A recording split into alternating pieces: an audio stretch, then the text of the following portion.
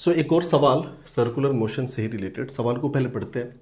A bob of mass small M, bob का जो मास है वो गिवन है स्मॉल एम के बराबर।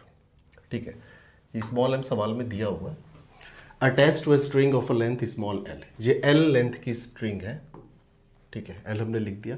Is taken to a position as shown, उसको यहाँ तक लाया गया where string is horizontal and released, यहाँ पे इसको रिलीज कर दिया गया। रिलीज कहने का मतलब आप ये कह सकते हो कि इसकी जो स्पीड है ना यहाँ पे वो जीरो है, रिलीज किया गया। Find tension in string where the vertical components of bob's velocity is maximum during motion.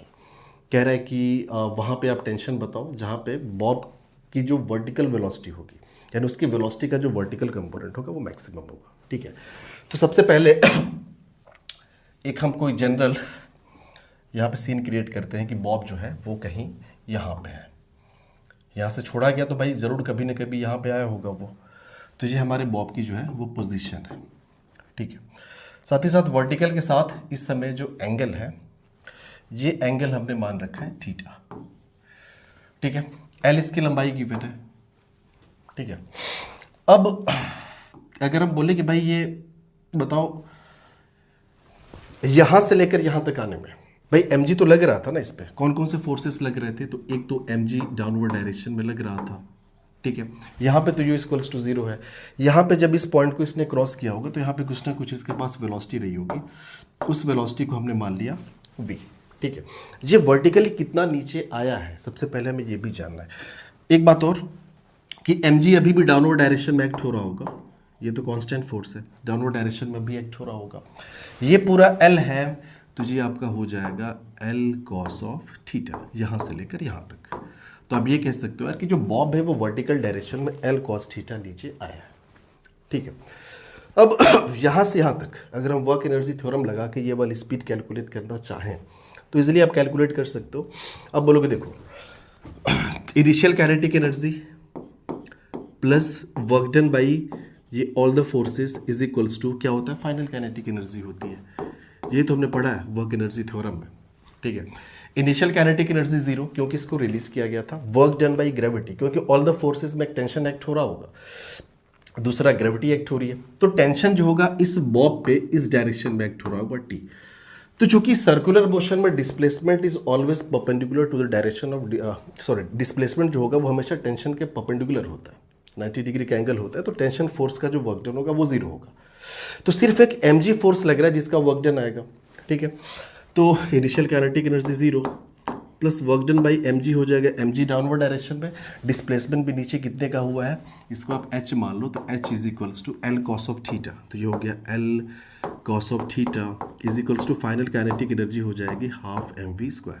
ठीक है, m गेट्स कैंसल आउट, तो यहाँ से v इज इक्वल्स टू आपके सामने हो जाएगा 2gl cos ऑफ थीटा।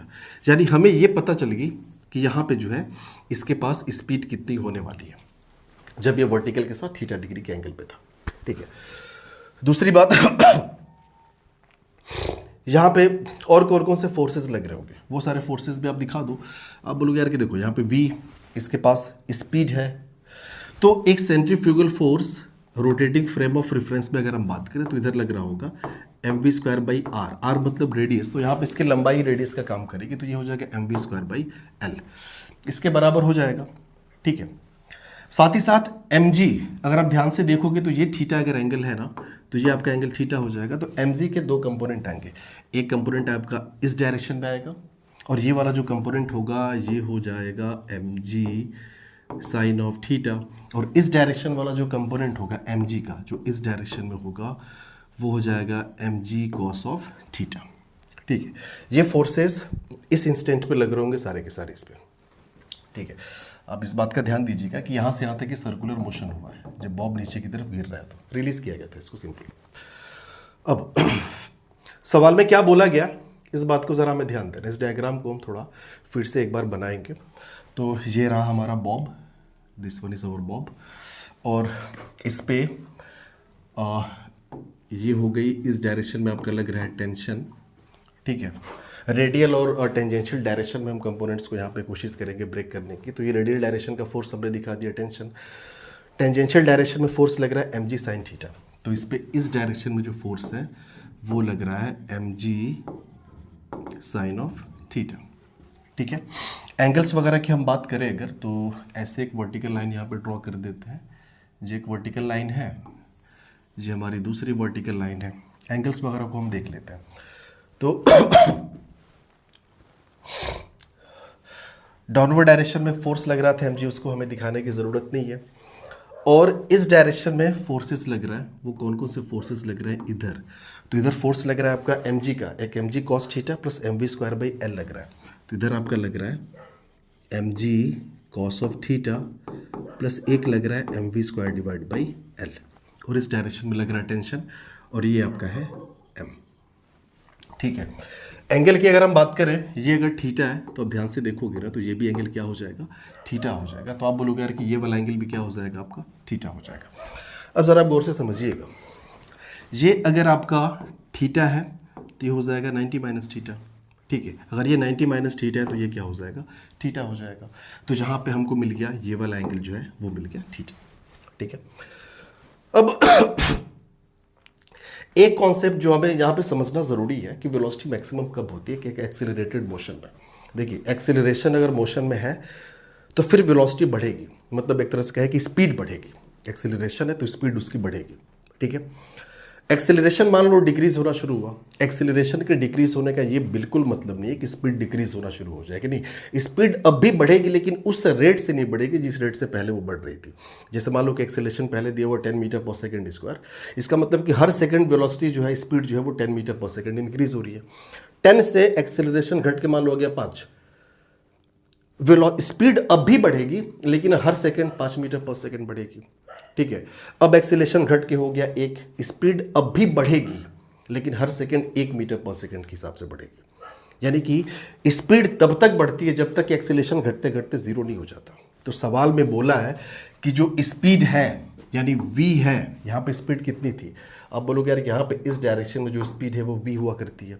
बोला है कि इस v का जो y कंपोनेंट है वो क्या है, मैक्सिमम है।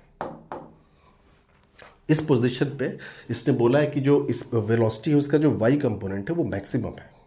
ये मैक्सिमम तब रहा होगा जब आप बोलोगे कि जब y डायरेक्शन में जो एक्सेलरेशन है वो क्या हो गया होगा, जीरो हो गया होगा, तभी ऐसा पॉसिबल है। ठीक है, अब यहाँ पे अगर हम एक्सेलरेशंस की बात करें तो ये हो गया टेंजेंशियल फोर्स। तो इस डायरेक्शन में एक एक्सेलरेशन इधर एक्ट हो रहा होगा और ये हो जाएगा आपका टेंजेंशियल एक्सेलरेशन। चलो इसको इधर इधर लिख लेते हैं। ये इस डायरेक्शन में एक एक्सेलरेशन काम कर रहा होगा और ये हो जाएगा टेंजेंशियल एक्सेलरेशन। दूसरा ये ये आपकी रेडियल डायरेक्शन है ना, इधर कहीं पॉइंट ऑफ सस्पेंशन है आपका, ये आपका पॉइंट ऑफ सस्पेंशन है तो सेंटर हो गया। इस डायरेक्शन में जो भी एक्सेलरेशन काम कर रहा होगा वो तो नॉर्मल एक्सेलरेशन होगा या फिर रेडियल एक्सेलरेशन होगा। तो आप बोलोगे यार कि इस डायरेक्शन में एक एक्सेलरेशन होगा और वो हो जाएगा नॉर्मल एक्सेलरेशन। ठीक है, नॉर्मल एक्सेलरेशन के इधर वाला जो कंपोनेंट होगा ये आपका हो जाएगा ए एन कॉस ऑफ थीटा। इधर वाला जो कंपोनेंट होगा नॉर्मल एक्सेलरेशन का ये हो जाएगा A N sign of theta. ठीक है, नॉर्मल एक्सेलरेशंस के कंपोनेंट्स तो हमने यहाँ पे दिखा दिए। ठीक है, टेंजेंशियल एक्सेलरेशन के लगे हाथ बात कर लेते हैं। टेंजेंशियल एक्सेलरेशन का जो इस डायरेक्शन में कंपोनेंट होगा, चूँकि ये एंगल थीटा है तो ये वाला आपका हो जाएगा A T sine of theta, और इस डायरेक्शन वाला जो इसका कंपोनेंट आएगा वो आएगा आपका A T cos of theta. ठीक है ना। अब वाई डायरेक्शन में एक्सेलरेशन इसके पास आप देखोगे तो ऊपर की तरफ ए एन कॉस थीटा, नीचे की तरफ A T cos theta, sorry A T sine theta.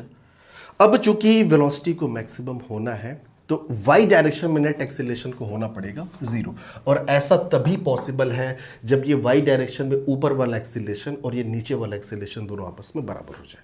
यानी आप बोलोगे इसके लिए जो A N cos of theta है ना उसको बराबर होना पड़ेगा A T sine of theta के बराबर। बस यही हमारा कॉन्सेप्ट है।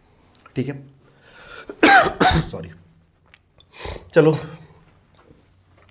लगे हाथ बात कर लेते हैं एटी की, टेंजेंशियल एक्सेलरेशन। आप बोलोगे यार वो हो जाएगा tangential force upon mass. Tangential force क्या है, तो ये आपका है M G sine of theta. So this is M G sine of theta divide by mass. ये कट गया तो आपका टेंजेंशियल एक्सेलरेशन आ गया जी साइन ऑफ थीटा। ठीक है, ये हमने टेंजेंशियल एक्सेलरेशन यहाँ पे कैलकुलेट कर लिया। अब लगे हाथ अब नॉर्मल एक्सेलरेशन भी कैलकुलेट कर ले। तो नॉर्मल एक्सेलरेशन चलो यहीं पे हम लिख ले रहे हैं ये normal acceleration A N equals to ये हो जाएगा V square divide by R. R मतलब यहाँ पे तो लंबाई ही रेडियस का काम करेगी, जो स्ट्रिंग की लंबाई है, तो we square by L. V की वैल्यू अगर आपको याद हो तो हमने यहाँ पे कैलकुलेट कर रखी है, इट वॉज ये under root 2gl cos of theta, 2gl cos of theta. तो वी स्क्वायर करेंगे तो हो जाएगा 2gl cos of theta divide by L. By root हट जाएगा तो ये आपका हो गया A N is equals to 2g और ये हो गया कॉस ऑफ थीटा।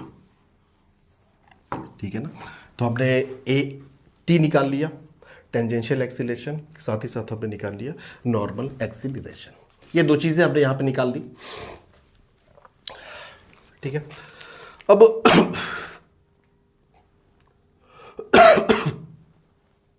वैल्यू रखते हैं हम जो हमारे सामने ये एक्सप्रेशन निकला है,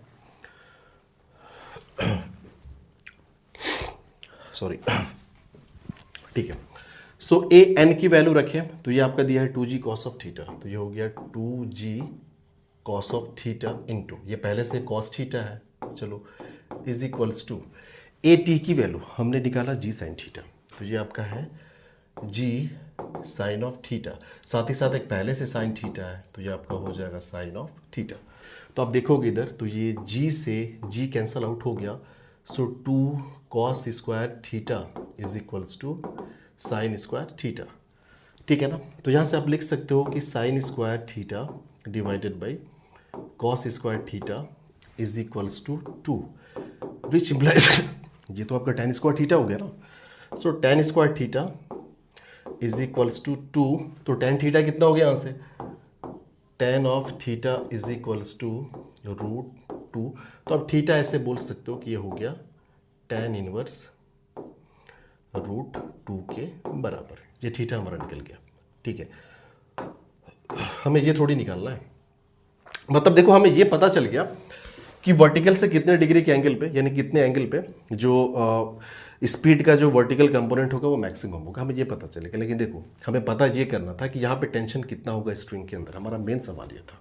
ठीक है, अब देखो यहाँ पे फोर्सेस बैलेंस करो तो इस डायरेक्शन में लग रहा है टी, इस डायरेक्शन में लग रहा है mg cos theta plus mv square by L लग रहा है। ठीक है ना, तो आपको टी निकालना है, सो टी इक्वल्स टू लिख सकते हैं हम, यहाँ पे हम करते रहे इसका जो सेकेंड पार्ट एक तरह से आप कह सकते हो कि टी इज इक्वल्स टू ये हो जाएगा mg cos of theta plus mv square divide by L. ठीक है, ये हो गया mg cos of theta plus v square आपका 2gl cos ऑफ थीटा आया था डिवाइड बाई एल, तो ये एल कैंसल आउट हो गया। ठीक है, तो आप देखोगे तो ये 2mg cos theta plus mg cos theta, ये तो आपका आ गया यार 3mg cos ऑफ थीटा, ये t की वैल्यू आ गई टेंशन। अब ज़रा ध्यान दीजिए, हमारे सामने निकला था tan theta is equals to root two निकला था ना। अब एक बात समझो, इसको आप लिख सकते हो ना कि परपेंडिकुलर अपॉन बेस। ठीक है, तो हाइपोटेनियस कितना हो जाएगा, आप बोलोगे यार कि हाइपोटेनियस आपका हो जाएगा, ये परपेंडिकुलर आपका रूट 2 है, बेस आपका 1 है, तो रूट 2 का स्क्वायर 2 प्लस 1 का स्क्वायर 1, तो ये आपका हो गया रूट 3। हमें तो कॉस थीटा चाहिए होगा ना, कोई दिक्कत नहीं। सो कॉस ऑफ थीटा आपका हो जाएगा base divide by hypotenuse, base हमारा जो है 1 के इक्विवेलेंट है, 1 अपॉन हाइपोटेनियस हमारा आया है रूट 3, तो ये आपका आ गया 1 बाई रूट 3। तो कॉस थीटा की वैल्यू यहाँ पर रख देते हैं, so T is equals to 3mg divide by root 3। इस 3 को रूट 3 इंटू रूट 3 लिख सकते हैं, एक रूट 3 कैंसिल आउट हो जाएगा। सो फाइनली हमारे पास टेंशन की वैल्यू आ गई रूट 3 ऑफ mg। ठीक है, सो ये हमारा फाइनल आंसर होगा। ठीक है, जो समझने वाला पोर्शन था वो यही था कि एक्सेलेरेशन का जो वर्टिकल कंपोनेंट होगा वाई डायरेक्शन में, नेट उस डायरेक्शन में जीरो करना है, मतलब ऊपर बराबर नीचे वाला हमने कर दिया। ठीक है।